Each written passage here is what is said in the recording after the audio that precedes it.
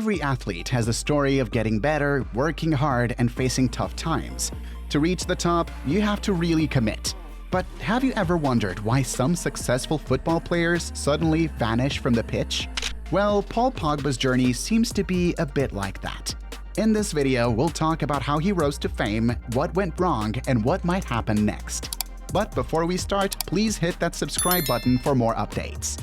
Born in the eastern suburbs of Paris, Paul Pogba is the youngest of three siblings whose lives were deeply connected to football. His older brothers, Florentin and Matthias, who are twins, were born in Guinea 3 years before Paul. They lived with their mother, Guillaume Moriba, before moving to France, where their father, Faso Antoine, had already settled.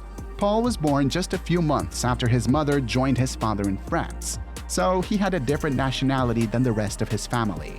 However, his early life was filled with challenges because his parents separated when he was only 2 years old. As a result, Guillaume Moriba primarily raised the children on her own. Paul spent his childhood with his mother and two brothers in Renaudière housing estate in Roissy-en-Brie, an eastern suburb of Paris. While the neighborhood wasn't excessively troubled, it was susceptible to the influence of violent gangs and drugs. Guillaume Moriba was determined to keep her children away from any involvement with these gangs. This is why she supported her children's passion for football, seeing it not only as a hobby but also as an opportunity for them to have a future in the sport. She wanted them to receive a proper education, but she also recognized that playing football was a much healthier alternative to getting involved with gangs. Thankfully, Guillaume didn't stand in the way of her children's dreams of becoming professional football players. So, because of his mother's support, young Paul fell in love with football while playing with his friends at school. This love stuck with him, and football became his big passion from an early age. To keep pursuing a football career while not giving up on his education, Paul received lessons at home. At the age of 6, Paul began his football journey by joining US Roissy-en-Brie. He stayed with their training program for 7 years, taking important steps towards becoming a top player. Because of his excellent performance, Paul got a chance to try out for US Torcy, and he passed the test with flying colors. Even though he didn't play as a striker, he became the top goal scorer and captain for the U13s.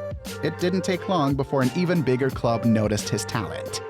While his older brothers, Florentin and Matthias, went on to join the Spanish club Celta de Vigo, Paul's talent caught the attention of Le Havre just a year after he started at US Torcy. Just like he did at his previous club, Paul Pogba quickly proved himself right. He even became the captain in his second season at Le Havre and led the U16s to a great performance in a national tournament. His skills were getting recognized all over the country, and that's why Pogba got called up to play for U16 France national team. From that point forward, there was no looking back. Pogba continued to be the captain of youth national teams, working his way up the ranks. It's no surprise that word started to spread about Le Havre having one of the most promising young talents in French football. As a result, some of the biggest football teams in Europe started to show a keen interest in signing Paul Pogba. Paul's impressive journey caught the eyes of both Juventus and Manchester United. However, it was Manchester United that signed him up in the end. Pogba quickly settled into his new team, and he played a big part in helping Manchester United's U18 team win the league title again. This success opened up opportunities for him to move up within the club's program. Not long after that, Pogba met his mentor, Paul Scholes, when he moved up to the reserve team. The experienced midfielder shared all his knowledge about playing that position with Pogba to help him get better. It didn't take too much time before he made a big impression on the legendary Manchester United manager, Sir Alex Ferguson. He believed it was the right time for Pogba to join the senior squad. On January 31st, 2012, Pogba had his first taste of Premier League action, coming onto the field in the 72nd minute during a match against Stoke City. Yet, Pogba began having problems with Sir Alex, and things reached a breaking point during a game when Sir Alex Ferguson picked fullback Raphael instead of him to play in the midfield. Their disagreement led to Pogba training separately from the team, and he eventually made the decision not to extend his contract. While many thought that this was not a good move, Pogba knew a new environment would give him more playtime and quite possibly a rise to his career. Pogba's career took a significant turn when he transferred to Juventus in 2012. At Juventus, he found the playing time he needed to showcase his skills. His outstanding first season in Turin earned him the 2013 Golden Boy Award, which goes to the best young player in Europe. Just a year later, Pogba became the youngest player ever to be nominated for the Ballon d'Or. His success at Juventus also earned him a spot on the international stage. Pogba became the only player to win both the UEFA World Cup and the U20 FIFA World Cup. He also reached the Euro 2016 final with the French national team. And his rise culminated in winning the World Cup trophy with France in 2018. After making 177 appearances and scoring 34 goals over 4 unforgettable years, Pogba decided to seek a new challenge in his career. Surprisingly, he chose to return to Manchester United, the club he had left for free just 4 years earlier, for a staggering fee plus additional payments.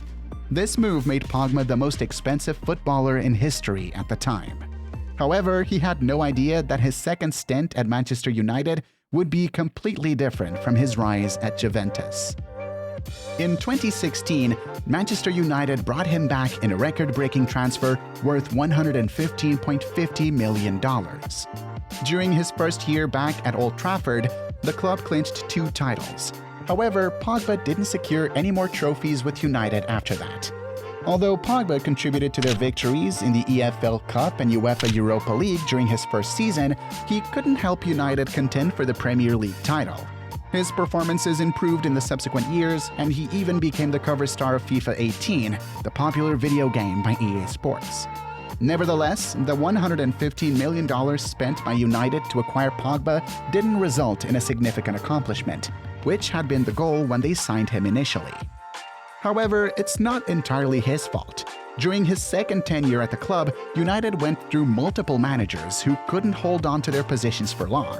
This not only reflects the challenges of leading the club back to its former glory, but also raises questions about the board's decision-making when appointing new head coaches. Yes, his second stint at the club was different from the first, where he had limited playing time. But in terms of expectations, it's fair to say his second spell was more disappointing. Pogba arrived as the club's most expensive signing, yet he struggled to help United regain their past glory. History repeated itself in the summer of 2022. Pogba left the club as a free agent, just like he did a decade ago. To make matters worse, he once again chose Juventus as his next destination. On July 11, 2022, Juventus announced Pogba's return on a 4-year contract. Just a couple of weeks later, on July 26, Pogba suffered a knee injury that kept him out for 2 months. Eventually, he made his season debut on February 28th in a match against Torino. However, things took a turn on March 9th when he was dropped from the squad by manager Massimiliano Allegri for disciplinary reasons. Then, just 4 days later, news broke that he had suffered a muscle injury in training, sidelining him for 3 weeks. Pogba's struggles continued, and in May, during a match against Cremonese, he had to be substituted after just 23 minutes due to a muscle injury. Medical examinations later revealed a thigh lesion, ending his season prematurely after playing only 161 minutes. To add to the challenges, on September 11th, Pogba faced a provisional suspension due to an anti-doping offense following a match against Udinese. We are left wondering what went wrong for a player whose mother had invested so much in him and who had shown immense promise. Perhaps the weight of his price tag or the changes at United during his second stint played a role in his decline. It's disheartening to witness his departure under these circumstances. What are your thoughts on this? Feel free to share your opinions in the comments section below.